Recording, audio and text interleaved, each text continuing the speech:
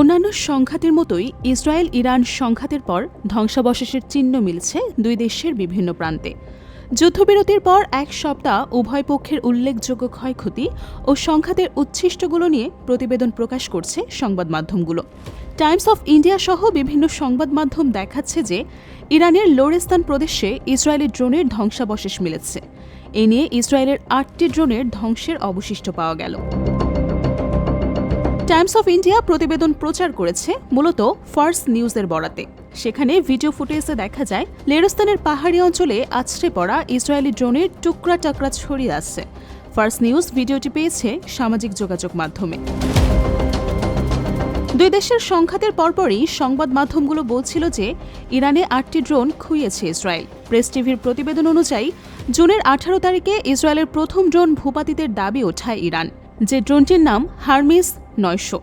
Israeli প্রতিরক্ষা বাহিনী IGF তখন জানায়, ইরানের ভূমি থেকে আকাশ পদ্ধতির ক্ষেপণাস্ত্র হারমিস ৯০০ এর আঘাত হানলে সেটি ইরানের ভূখণ্ডেই পতিত হয়। ইসরায়েলের হারমিস ৯০০ ড্রোন বিশ্বজুড়ে সুবিদিত।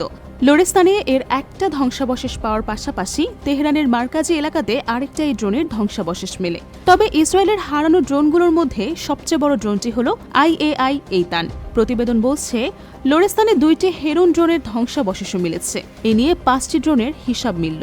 আরও ২টি নাম না জানা ড্রোনের ধ্বংসাবশেষ মিলেছে কাশান অঞ্চলে। এর মধ্যে একটি অরবিটার ড্রোনের নতুন সংস্করণ বলে ধারণা করা হচ্ছে।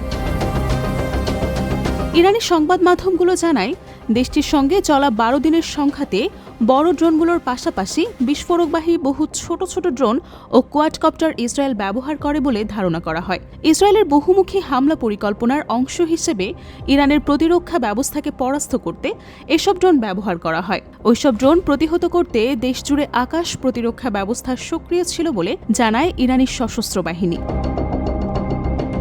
বিশ্লেষকদের মতে ইসরায়েল ইরান সংঘাতে ইসরায়েলের ছোট ড্রোনগুলো ব্যাপক মনোযোগ আকর্ষণ করে ইরানের। এগুলো নিষ্ক্রিয় করতে ইরানি কর্তৃপক্ষ বড় পরিসরে তল্লাশি চালাতে বাধ্য হয়।